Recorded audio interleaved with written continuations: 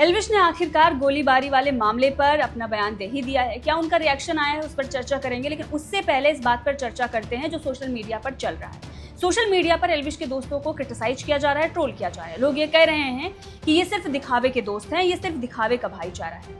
जब snake venom का case हुआ था तब भी ये लोग छिप गए थे, और अब जब घर पर गोलीबारी हुई एल्विश के तब भी ये छिपे हुए हैं। वैसे तो ये एल्विश के साथ नजर आते हैं, लेकिन जब कोई कांड हो जाता है तब छिप जाते हैं और ये गलत को गलत और सही को सही कहने की हिम्मत नहीं रखते। बहुत सारे ट्वीट किए जा रहे हैं और बहुत सारे हैं, उनमें से हमने कुछ ट्वीट्स उठाए हैं। नीता ठाकुर ने लिखा है कि ये सब देखकर पिघल मत जाना, एट द एंड सब दोगले ही निकलते हैं। जिनमें अनिकेत की फोटो है एल्विश के साथ, वो वीडियो है, वो तस्वीर है जहाँ पर कटारिया और उनके और भी जो दोस्त हैं, विनय हैं जिसमें उनका सीए है, ये लोग उनके घर पर गए हुए हैं। तो वो वीडियो देखने के बाद लोग ये कह रहे हैं कि जब कल से पूरे दिन लोगों ने क्रिटिसाइज किया है, उसके बाद ये लोग घर पर पहुंचे हुए हैं।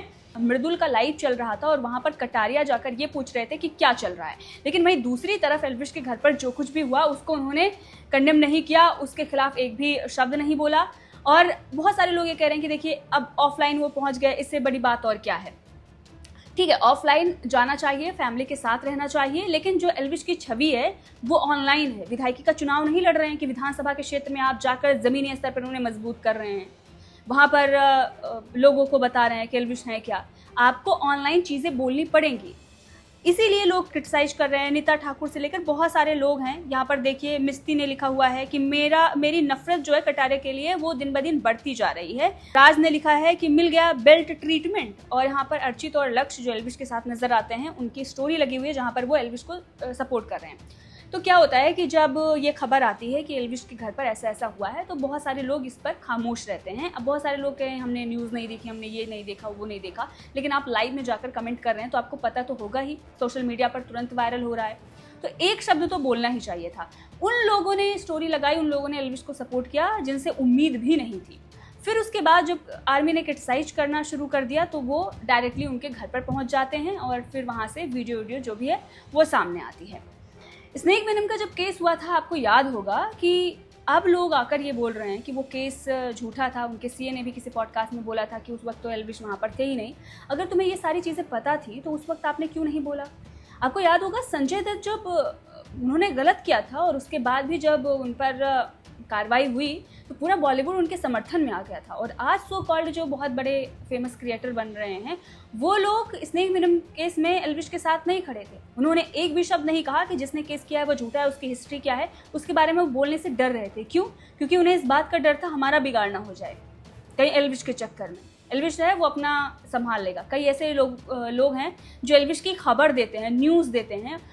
उनसे किसी ने आकर कहा कि भाई देखो, मैं उसके जिसने भी केस किया उसके खिलाफ बोलना चाहता हूँ, ये चीज़ें हैं।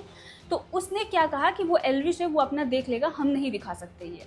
कुछ लोग ऐसे हैं जिन्होंने कहा कि आप हमें प्रूफ दे दीजिए जो भी उनके खिलाफ है, हम अपनी तरह से उसको दिखाएंगे, आप मत बोलिए, आप क्या बोल रहे हैं उससे हमें मतलब नहीं होता, हम नहीं दिखा सकते, आप उनके खिलाफ आकर बोलें। आप सोचिए एल्विश का केस कोर्ट में चल रहा है, लेकिन एल्विश ने उस वक्त भी मेनका गांधी के खिलाफ मुखर होकर बोला था और बताया था कि उनके साथ वसूली जैसी चीज़ हुई थी और जो भी चीज़ें उन्होंने बोला था। उसके बाद केस चलने लगा तो जाहिर सी बात है जब आपका केस चल रहा होता तो आप उस तरह से चीज़ें नहीं बोल सकते।